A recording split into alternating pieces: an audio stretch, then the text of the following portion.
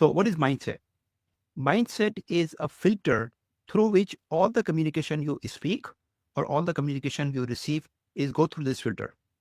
And this filter is not the same for all people. It's different from different. Why it is different? Because mindset is developed based on your life experiences.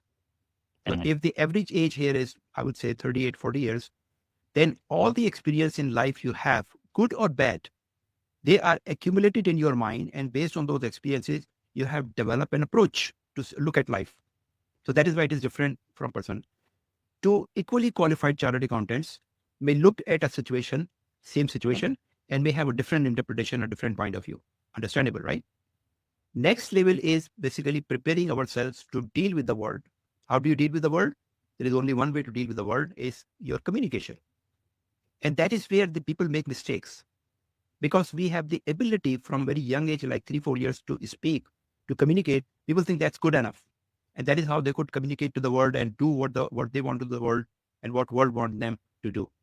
Big mistake, because that is where all the problem happens. So we want to prepare ourselves very carefully for that communication. So we first work on the mindset. Second, at the same time, we are developing strategic knowledge to create a strategic thinking happens before your communication. So you need to develop that skill of strategic thinking before that. That happens by the strategy topic we are covering. At the same time, we don't forget that our personal brand and our relationship plays a very crucial role in our communication. So we also side by side try to develop that. And these are the areas which are really require a lot of practice. Your relationship, your personal brand, your strategic thinking and speaking. And only then the next level is that we see that we are prepared for our communication. And final objective or aim of your leadership is to create influence. That's it. No salary, no promotion, no title, just focus on influence. And all those things, salary, promotion, would come as byproduct. So we are working in a systematic way. As I said, mindset matters a lot. Experts say that all of your life successes and failures, 80% are because of your mindset, 20% because of external reasons. Now, I'm not sure if it is 80-20, but generally, I would agree that most of the impact is created through our mindset.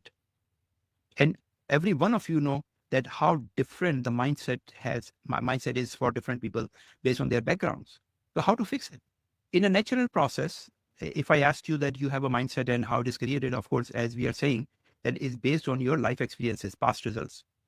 And those experiences, for some people, it's good. For some people, it's not that good. Now, you cannot change those experiences. You cannot go back in the time and really change those experiences and make it good. So they are given. Then the next thing which impact your mindset is your environment in which you are living. Then environment, again, some people have good environment, some people do not have good environment. That's also impacting your mindset. Then your day-to-day events.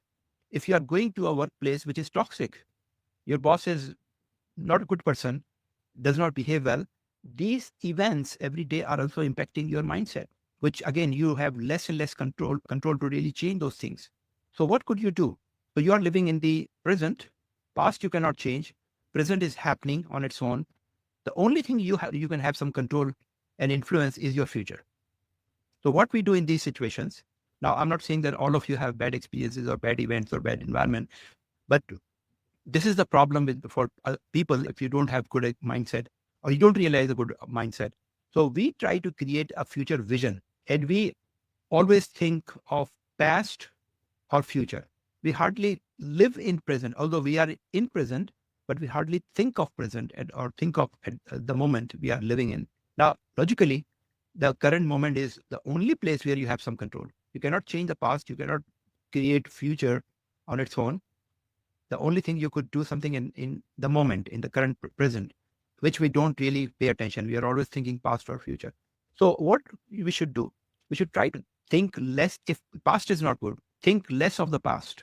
If past is good, you have remarkable achievement, think of it because that's really a booster. But if it is not that good, try to ignore that. But try to create a compelling vision of future.